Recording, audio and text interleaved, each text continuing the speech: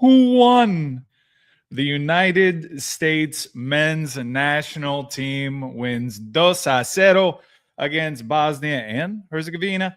And it is not without controversy and or drama. I imagine we're going to get some sort of appeal for Flo Balogun on that straight red that angered everyone I know that was engaged in this match, that was on a group text. Everybody lost their mind. You had a whole bunch of VAR takes flying by a bunch of people that can't get targeting right in their sport. So I imagine the discourse is going to be something for the next 24 hours. But welcome everybody that is live on our YouTube page right now. Very glad to have you. Congratulations. I imagine the vast majority of you are super pumped up about the U.S. making it to the round of 16, a knockout victory. These things don't come often for the U.S.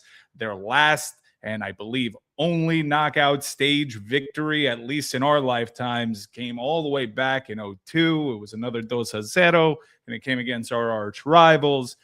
The U.S. is now headed to Seattle against Belgium, who pulled off a miraculous comeback today against Senegal. They look deader than disco, and yet they come back and win it in extra time. So it'll be the United States against Belgium. We are now joined by a familiar face, a podcast host, a former U.S. men's international, and Heath Pearce. Heath, we're just getting into it. Treetop view at first, because right now the overwhelming sentiment is excitement, and it's immediately couched by let's appeal this red. But the U.S. Was gutsy. Balogun was unbelievable until that red. What was your chief takeaway from this match against Bosnia? Well, I think it's that collective mindset, right? And I think, again, that was probably the biggest mystery that, maybe you feel differently, but the biggest mystery I had going into this tournament was, what is the collective mindset, right? There was talks about Pochettino. There was talks about the team. Is there that fighting spirit? Can we tap into that American DNA that we've always gone into these tournaments with? What was it going to be? And what we've seen from the very first minute of the very first game through this Bosnia match is a collective mentality, just the willingness to run, the willingness to be tuned in. And it's hard to see some of the stuff that I'm seeing at times because it's very, very nuanced in terms of little things on the field when you're playing in a team and you're getting a little bit tired. When you see these little movements of their teams and the counter movements of, hey, if I go, knowing when it's your time to go and how you move collectively, that to me is the biggest takeaway I have from this game. Obviously, this is the most quality we've ever had in our national team. It's the best team we've ever had. But what we haven't seen is how do you bring that all together and say, at a minimum, we're going to fight like hell. We're going to make it really difficult for our opponents. And then we're going to earn the right to play. And when that happens, we're going to have special moments from some of our best players. Tonight, we got that. We've gotten that so far in this tournament. We've got a long ways to go. We're going to be facing more and more difficult opponents if we can continue to get results. But overall, just really, really proud. And I think the one thing you want at any point in the World Cup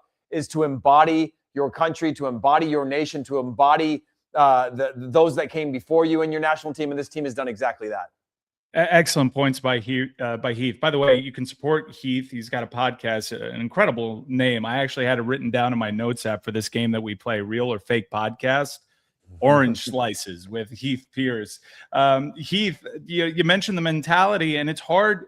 This team, the book on them was immaturity with the last World Cup cycle, the whole Berhalter saga. We don't have to get into that. They've gotten older collectively, but they didn't have the World Cup qualification process that kind of tests their mental fortitude. And Poch's approach to the friendlies was a very Argentinian approach that these things really don't matter. The friendlies are for me to figure things out as a head man. So you need an opponent like this and a match like this to kind of test your mental, not dissimilar from what we saw earlier in the day with England, a national team that is constantly being called out for their intestinal fortitude or lack thereof.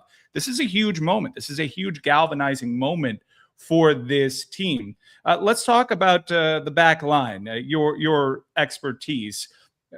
I thought Bosnia were pretty poor on the day. I was a little stunned that once they got the man advantage, they didn't try to keep possession and make the United States men chase the ball. But in the back, pretty clean match. from the back line. Ream didn't get caught out of position, which is, I know, like a huge concern for many people. What did you notice along that back line?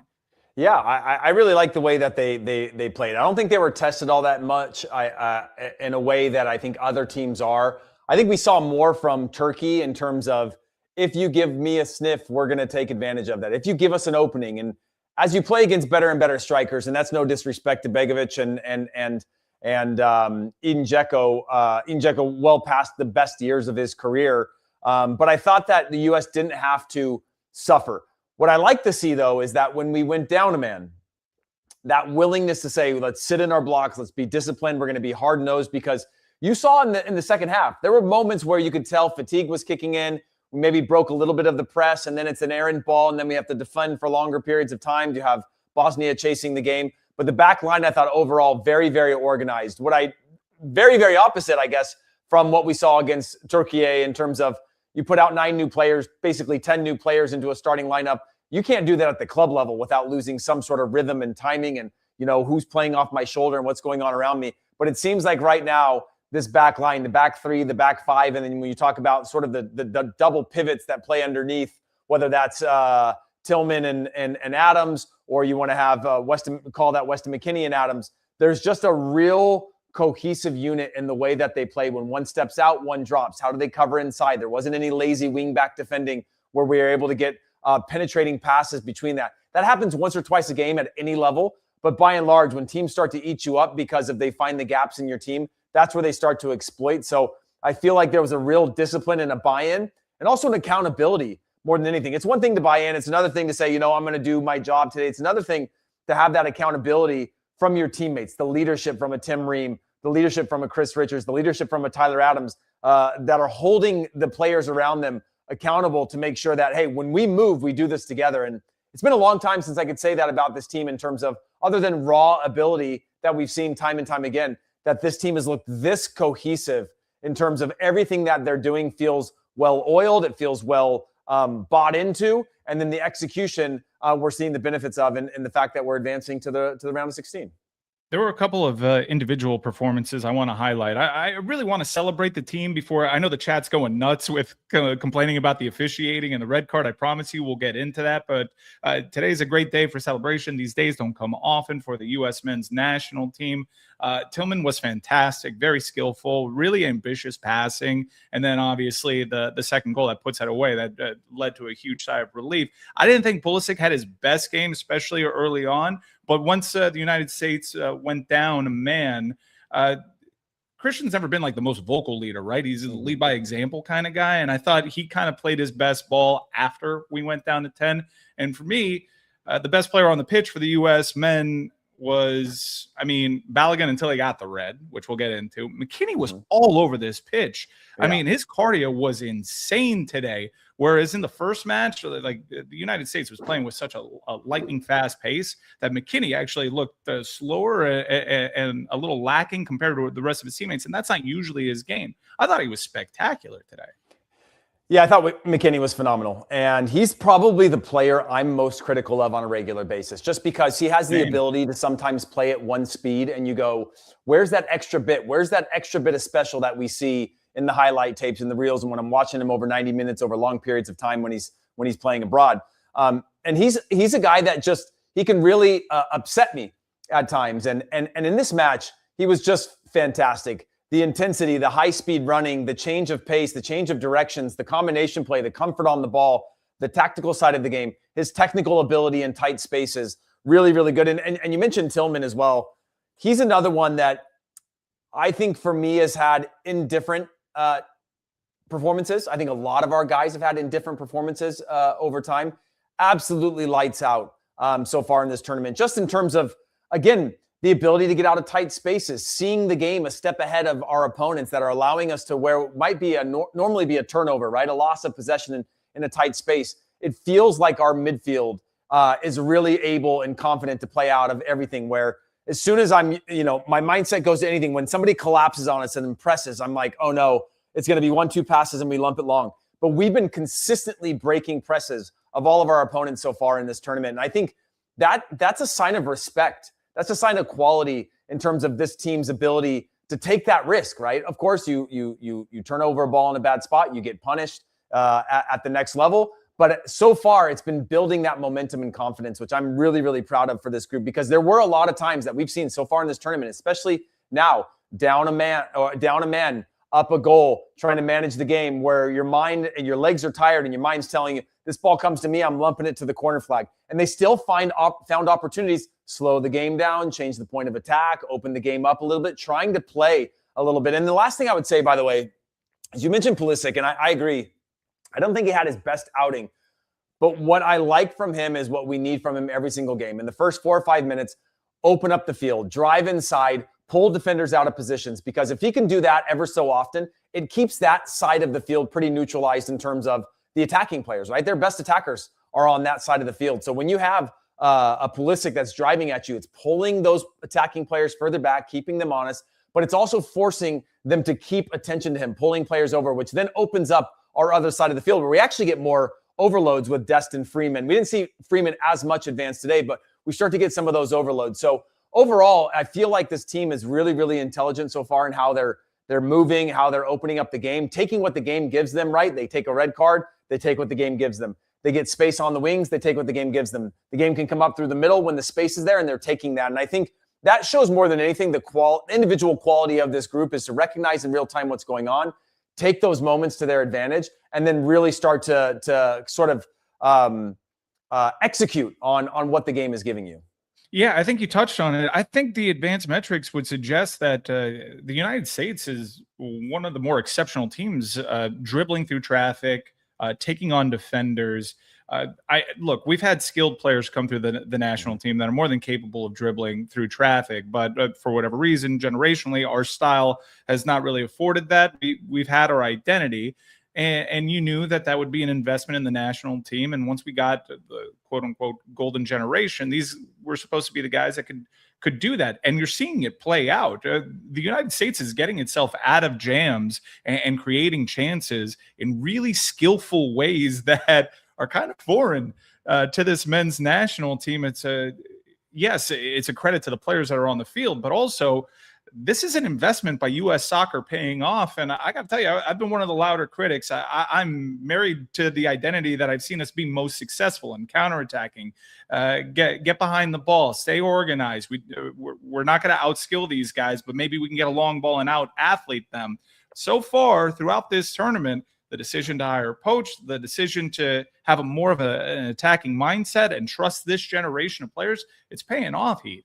Yeah, and one of the things I really like, and you mentioned it, is we can play in transition. We can do that. And I think there were times that Bosnia went high on us, and you could see these very clear plays develop where maybe Balogun peels off, maybe he checks back, he creates space, and then you have Weston McKennie running in, or you have Serginho Dest playing on that highest line. And the way that they're playing right now with this sort of back three, back five, is that it's allowing Dest at times to cheat way up the field, right? It's allowing Pulisic to cheat way up the field. And so when you have these counter movements, it allows you to be direct. It allows you to take a transitional moment. And if you do that 1 or 2 times, then Bosnia starts to go, I'm not chasing that guy to the corner flag again. I don't want to have to go all the way back and track back 60, 70 yards with 8, 9 players now behind the ball. I'm going to just sit back. And that's where we start to get that play underneath. But I fully agree with you. Getting out of these jams, getting out of tight spaces, 1 or 2 touches. And it's not that we haven't been able to do that in the past.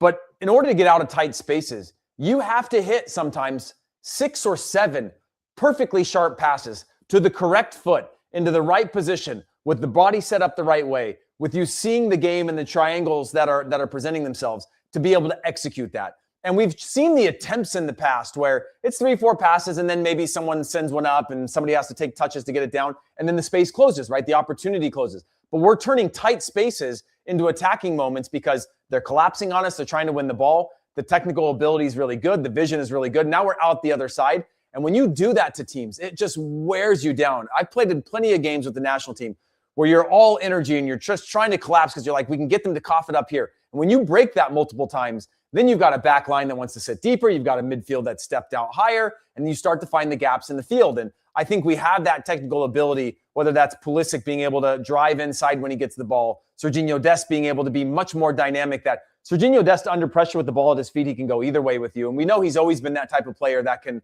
disrupt you by eliminating the first defender. Now he's driving at you, and the movements and counter movements start. And so we're starting to see that in more positions on the field. And again, to go back to your point just a minute ago, Tillman is a huge part of it. The way he floats into spaces and out of spaces, his final ball, his willingness to make late runs, to get into attacking positions, to play on the half turn with his back to the field, and sometimes just play simple.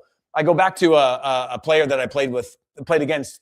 We were playing the Netherlands before the 2010 World Cup, and we were in Amsterdam Arena, and Dirk Kuyt came on, and everything he did was at the highest level intensity of against me. He would run 15 yards, full speed, cut back, check back to the ball. They'd play him the ball, and he'd just lay it off. And I'd go, okay, that's one. And he'd go check back as hard as he could, come back, lay off the ball a second time. And then by the third time, I'm like, this guy's just going to lay off the ball. And he'd check his shoulder, turn on me, and start running at me. And that level of intensity and confusion just starts to wear on defenses. Center backs don't want to get pulled all over the place. And we pulled their center backs in and out of positions constantly and then dealt with it the right way, which, again, over time, it's just like little chips at frustration that opens up the field, and then you earn the right to play. And we're seeing that quality. It's been really fun.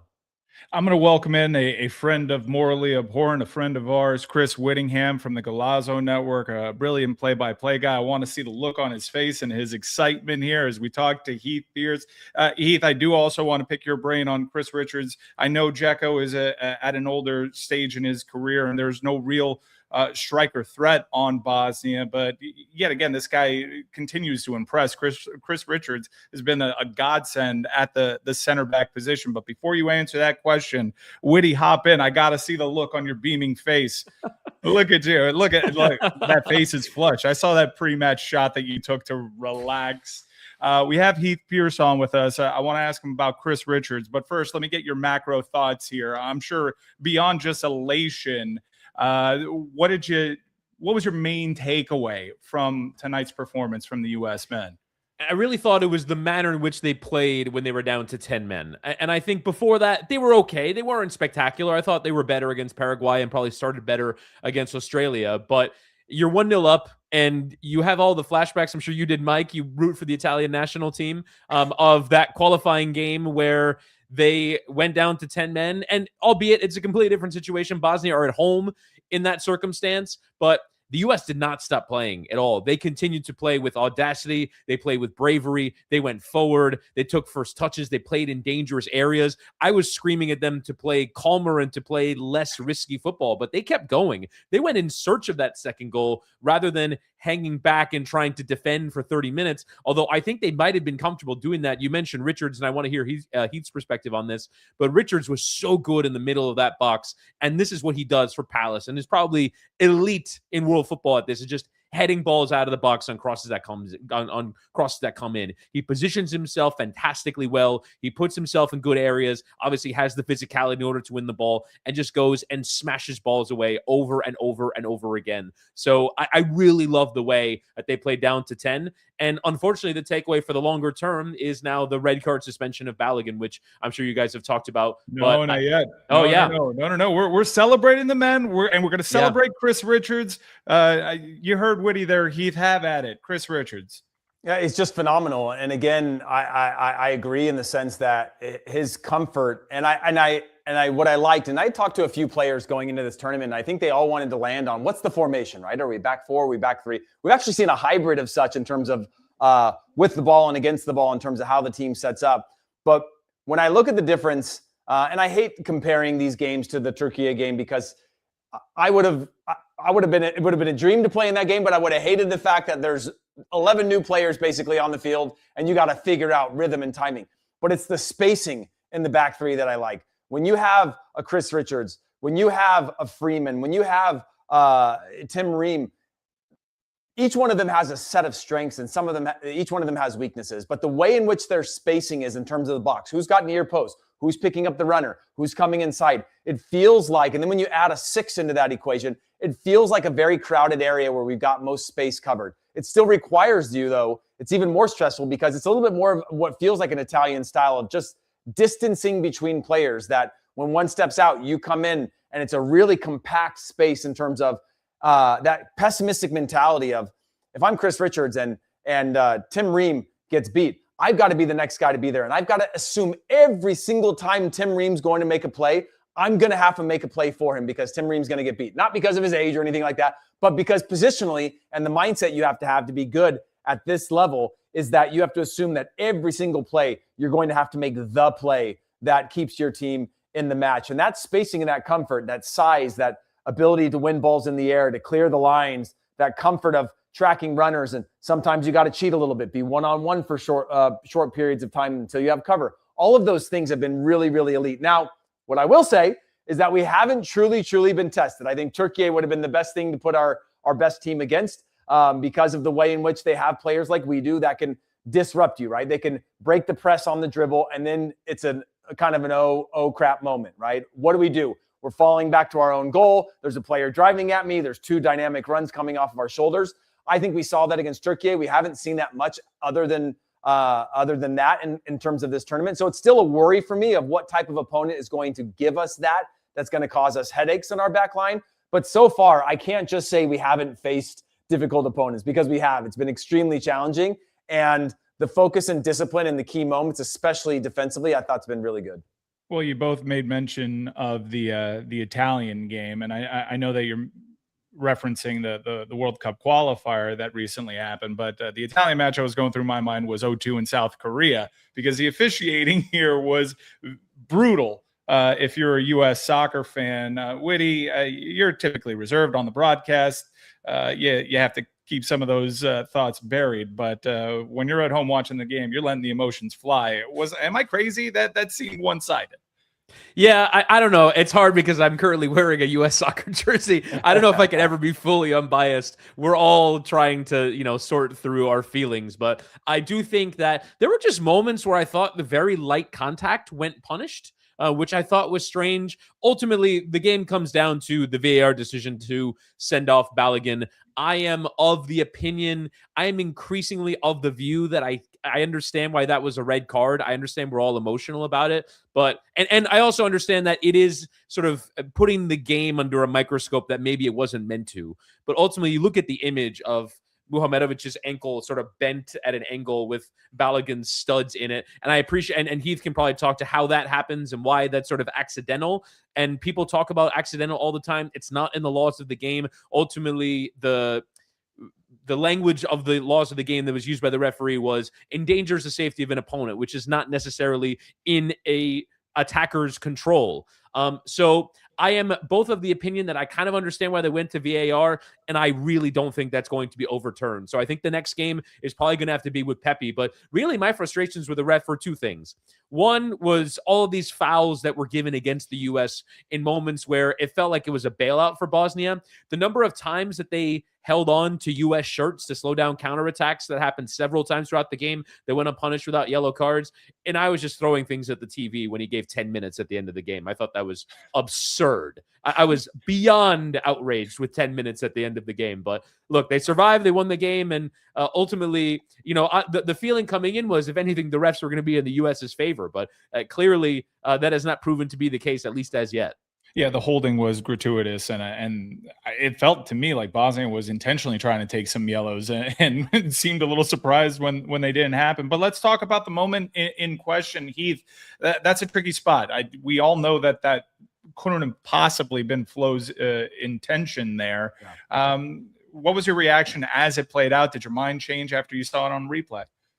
Well, first of all, I want to go back to the fact of the referee, and then I'll get to this point.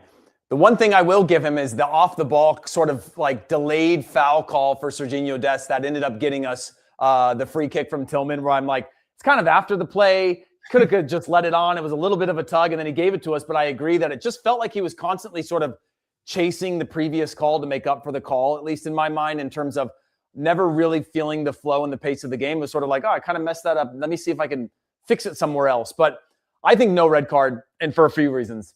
One, if you just look at the way in which they're dueling for space, right? They're trying to occupy a finite amount of space, and they're scrapping for it. And when his body loses control, naturally what you do is you're trying to find your balance, and he's trying to get his foot on the ground. There's also a release of his foot as it starts to go down that he realizes it's not going to ground, that he pulls his foot back up when he realizes, like, I've just raked, like a calf all the way down to the heel of a player. And so that's the first thing.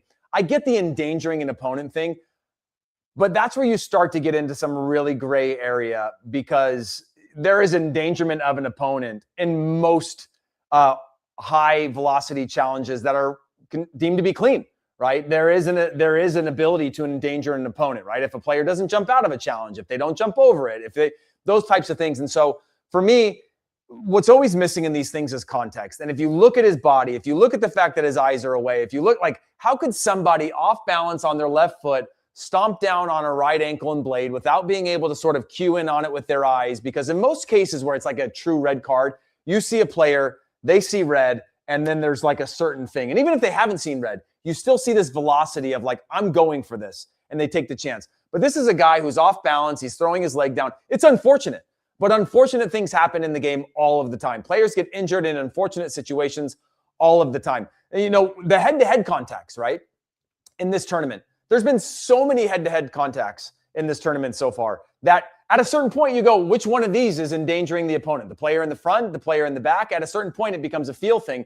And I think if you were to ask most players who played the game at the high level to sort of scope that out and have a feel of like the millions of times, it's like talking about a dog pile in the NFL, right? Is there flags that should be thrown every single dog pile? Absolutely. But when there's just natural contact and it's accidental, that to me is where it hurts. And it's not even so much just about this game, because I think Chris said it well in terms of the response was the greatest thing that we had in this game, right? They could have just sat back, get pushed back deeper and deeper until you can't get out, and then you're just hoping for the best. And you see this a little bit of this fear of like we played not to lose given the circumstances, but what we saw was a team packed with energy and belief of like, we're going to keep going, and unless they're going to really lean on us, we're going to just match up and play like we're not down a man. And so the thing that hurts the most, though, is to get to my point, is no Balogun in the next game. That's the part that I think hurts the most, because what we've found now, I think, is our best team. We've seen our players that are key coming off of the bench, and Balogun has been one of the best strikers in this World Cup in terms of his dynamic movement of just keeping defenders in distress, in terms of playing off their shoulders, the little darting runs, the long-winded runs, all of these types of things that you can tell. He's just frustrating defenses and back lines. And so to lose him, we get a different player in Pepe. We haven't seen his best yet, at least in this World Cup. He's mostly gone on and played a physical battle. I think he was kind of outnumbered and out strength against, or whatever the word might be, against Turkey. But that to me feels like beyond punishment. You know, it feels like, oh, okay, you want to get him out of this game, take Balogun out of this game. We'll keep grinding it out and fighting it in retrospect. But to lose him into the next one, that's the part that hurts. And I agree. If you kind of look at this replay over and over again, and that's the problem with VAR, when you really slow it down and you see a cleat go down a leg through an ankle and the ankle roll over and flip over, it's hard to watch. And when it's hard to watch, your natural reaction, your physical reaction to something that looks like it hurts is to be like, that's wrong. And so when you slow things really down, it's tough to really get those back. So I don't see them winning that appeal. I think they'll obviously try to appeal it, but that's the part that hurts the most to me, is this team's really onto something special, and to have something that I don't believe is true affect them in the next round. Maybe it's another adversity builder for them, but I think it just feels unfair. Well, they went to a red with no yellow on the field. When you apply what you've seen throughout the entire game, I don't even know if it was given as a foul in that respect. No, Whitty? I don't even think it was given as a foul in the field. I think it was just wild. like they stopped the game for an injury, and then they went back. And by the way, you can look at something, see the incident, think it's a yellow card, and give a yellow card from VAR. You don't have to give a red card. And the longer that he took looking at it, the more that I thought he was going to come out and give a yellow card. But he came out. He was so calm. He was so calm when he came out. It was like, and then I saw him tap his shirt, and I was like, oh, he's making sure he's got all of his gear with him, because this is going to end bad. There was another one where he reached to his short pocket and grabbed like batteries or something, and then spilled them on the ground. What was that about? I don't know. He threw something off the field, and then those things fell on the ground. I don't know. Not my best judgment of a referee in this game. And these are big moments, and these knockout rounds, you can see the intensity, you can see the anger build. Every single one of them that's happened, right? You can see this intensity and anger building of somebody's going home. And so I think that's when we're going to see the elite referees immediately go, okay, that one challenge is a domino effect to everything that's going to happen from here on out. I'm going to kill this now. The shirt tug, I'm going to give the yellow card. I'm going to just get control of this. And it felt like he was always sort of trying to make up control versus control the game. Well, I'll get to final thoughts here in a moment, but quickly on the goal, gentlemen, that in real time, I don't think most people picked up on the skill that took, the strength. That was a quality goal from Balogun, and even the shot selection itself and the placement. That is a DDA Drogba-ass goal there, Whitty. We're really going to miss this guy. He's making himself a lot of money in this tournament. Emphasis on ass, because he kind of sticks his backside out in order to sort of really get into that good position. Yeah, I mean, it was incredible because you would normally kind of play that off the other shoulder, gets into that physical tussle, and is in that position, and then has the composure to think of putting it between the legs of the goalkeeper rather than curl it either side. That has been the part of this tournament that is almost unnerving. And I don't want to talk bad about strikers in the past. You guys have had some good strikers, but there is a feeling of calm that you have as a fan of when he is in on goal, he is going to score. And that is sort of one of those things that you feel when you watch Kylian Mbappe at this tournament. He had one yesterday that was actually deemed to be offside in the end, but he's darting in behind and then goes and finishes like it's easy. And that is one of those where I feel like every time he's in a good position, he had the LeBron celly ready to go, and he knew he was going to get that off at some point today. And it is amazing to watch a U.S. center forward operate at that level, because and that is what you will miss. And I think Pepe has probably had a fairly up and down tournament. Mike, I know you love Ricardo Pepe, but I don't think he's good today. I thought he delivered what the U.S. needed today. Yeah. In that moment when you're down to 10 men, he was okay, but he's going to need to perform like he did against Senegal when he helps create the goal for Pulisic to square that ball for Serginho Dest in the friendly against Senegal and Charlotte. I thought he combined well with Pulisic. That is sort of the one thing that you're sort of hanging on to as hope. And if they have training until Monday, you would think that's the number one thing they'll be working on, is sort of integrating Pepe into doing all the things that they've been doing at this tournament and playing at a high level. But I do think it's a drop off. And I think that is more about what Balogun has done more than necessarily about what Pepe hasn't done or has played poorly. I think he has been such a level above what the U.S. has had at center forward in the past, and it's demonstrated in that first goal, as you mentioned. Yeah, I totally agree there. We got to pick up the phone, call Johnny Soccer. We need this appeal because Belgium, I mean, they got the name brand recognition. They really struggled today, and for 84 minutes, they were pretty listless, and then they tapped into something special. They certainly have more threatening players. Bosnia doesn't really have many of those, but let's assume Johnny Soccer doesn't come through for the United States, and it is Pepe out there. Heath, what is the path to defeat this opponent? What do you think is going to happen, and do you have a prediction for it? Well, again, I think what Pepe did well, as Chris just mentioned, is that he brings other players into the game really well. When he's at his best, he's checking off the shoulder, playing 1-2 touches. And so if you're looking to neutralize Pulisic, right, you're trying to cut him, keep him out wide, keep him on his left foot, keep him from being able to drive inside. But when you can start to skip that line and Pulisic can come up underneath and he's facing the game, it's a whole new dynamic. And I thought, again, in that match with Pepe and Pulisic, the Senegal match, he did such a great job of bringing players into the game around him. And he's not necessarily going to be the guy that gets you your goals. I think he's a brilliant finisher. I think when he's come in some of these games, and even against Turkey, it seemed like he was just sort of off the market, even though by and large the team was off the market against Turkey. But in the other matches, just sort of chasing to find the rhythm of how he could be impactful. And sometimes that's just pure energy of like chase and run and everything, and you're just burning yourself out to try to show impact. But what he does do well is he brings players into the game around him. He's a hunter in the box. He's going to constantly look. Every time there's a ball in the box, he's the guy that's going to go, I'm going for it. I'm going to make the run to the near post. I'm going to get into these spaces. And so when the patterns are clear, Pepe is at his best. When the build-up play is allowing him to, I think his first touch has gotten a lot better. I think his decision-making, its speed, something that I thought Balogun used to actually struggle with, is sort of getting stuck with the ball on his body. Something that we haven't seen in this tournament is that, his first touch, bam, done, gone, moving around, back into position. Like that speed and the ability to manage with all of that pressure on your back of a defender up your backside. Pepe has the same ability. And when he's best, he is playing simple, bringing players in around him that I think will bring a different dynamic than maybe what Belgium's going to look at in terms of Balogun and saying, hey, be careful because he can spin off your shoulder and he's really silent in the way that he swims the line. And, if you sleep for 1 second, he's looking for a ball over the top into some of those other spaces. Pepe's different. He's going to hunt in the box for you. He's going to go after everything. He's going to put his head where you don't want to put your foot. And then everywhere else on the field, he's good at bringing his players into the attack, which I think is a positive in a way that's different than Balogun. Comment section loves Heath, mostly his hair and his wonderful green eyes. If you like Heath and you're such a big fan of his, check out his podcast, Orange Slices. Whitty, close us out here with your thoughts, your fears, your hopes, your desires for the next round. By the way, I just put this in our private chat here. Tom Bogert of The Athletic, friend of the program, says that per FIFA's regulations at the World Cup, the U.S. men's national team cannot appeal Flo Balogun's red card. So what? In all Whittingham, do you think that's better because there is an emotional distress that goes into, whether or not an appeal gets worked and works within the team? Do you think it's better that it's just set and like they got to move on from it? I mean, it sucks, but like it probably would have been, a closed case anyway. You spend 5 days preparing with Pepe. I think that's the number one thing that you do now. Can FIFA look at it themselves? I don't know. He said I'm only reading to you what he said, which is that I know that we the regulations.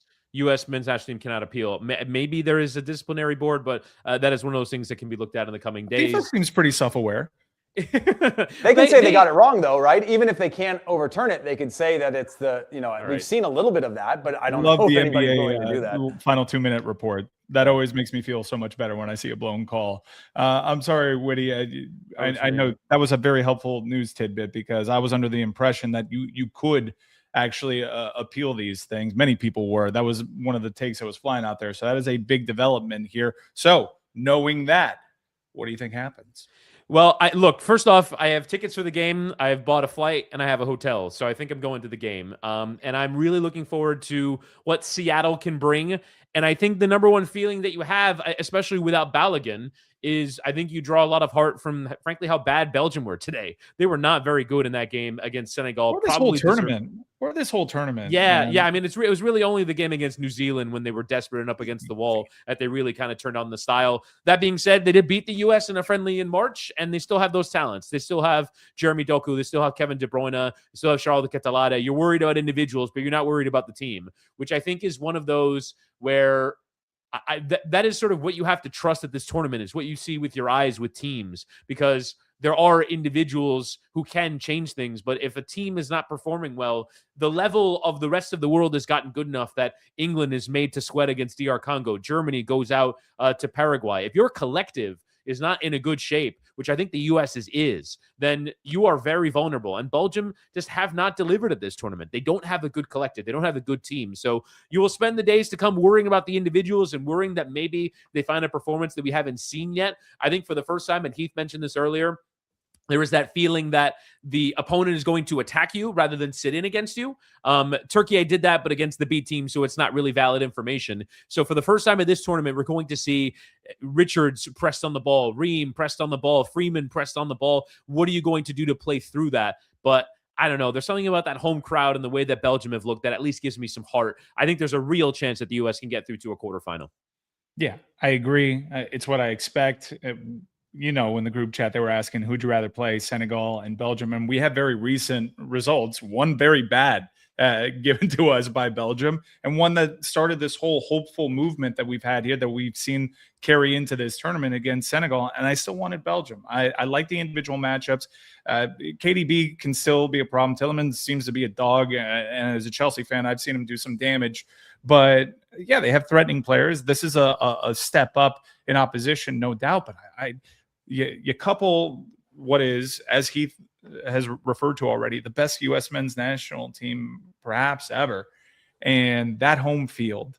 I know we're missing Flo, but I think it's there for the taking, and I anticipate that we get there and Mike, we finally avenge the Chris Wondolowski miss.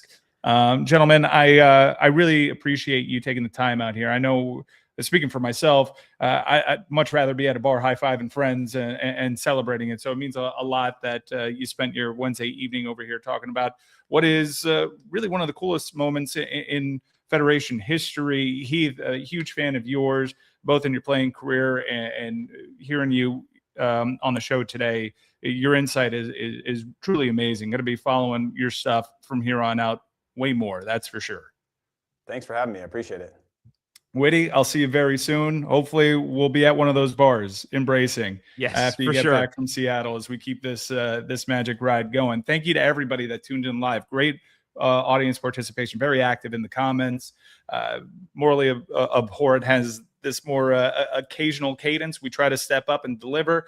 Preview episodes will be coming your way, no doubt. I'm going to be traveling to some World Cup games, so maybe we'll do 1 or 2 of these from the road. But thank you so much for your support. Great feedback on this. We'll be live in the podcast feed momentarily too. So if you miss any of this show, you can always catch it on demand here on the YouTube page, or check out our various podcast feeds wherever you get your podcasts. The Le Batard Show main feed, it'll pop up over there. Till then, we'll speak to you next time.